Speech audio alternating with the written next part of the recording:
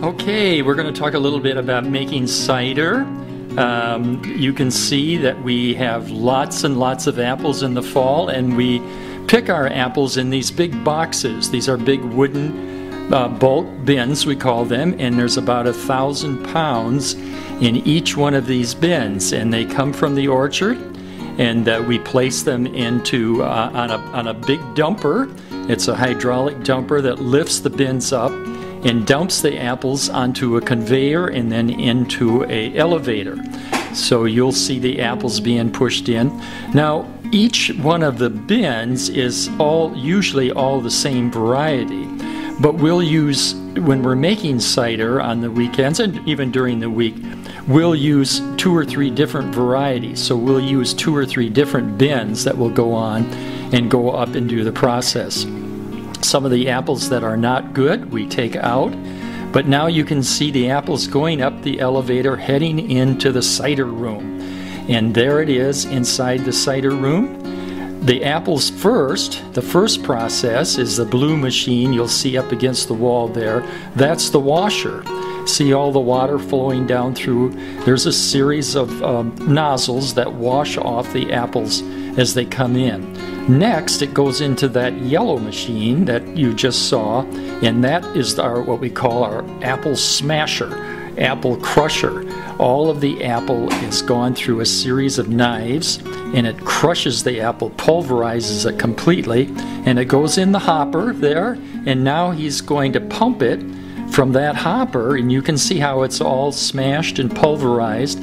Everything is there from the apple, the seeds and the stem, and he's spraying it into those cloths, and each cloth is folded up, then a rack is put on top of the cloth, then another cloth, until he makes about 6 layers.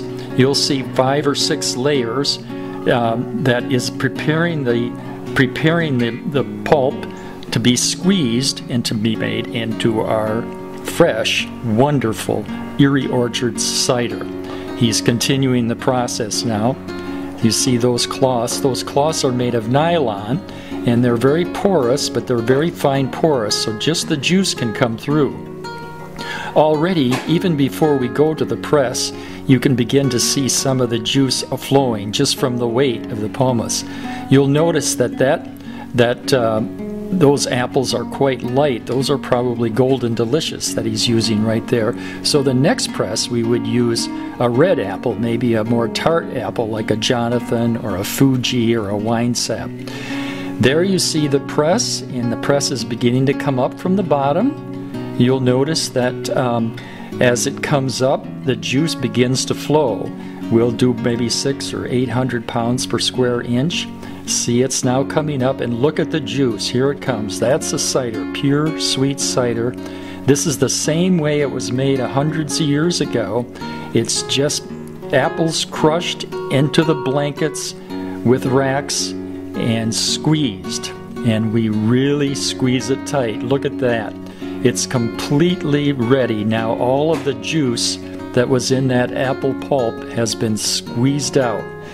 So with each press, we receive about 60 to 70 gallons, and it goes into a little holding tank, and there is a UV machine, which you just saw, that it acts as a pasteurizer, and it filters it doesn't filter, but it cleans the cider in much the same way that it pasteurizes it. It's a series of lights that will eliminate all of the bacteria, that is bad bacteria in it.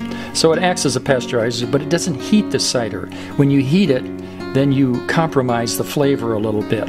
So from there it goes to the jugs, and you go and you can purchase. During the weekends in the fall, our cider is made fresh every day, so chances are when you take a gallon out of that cooler, it was made either that day or the night before.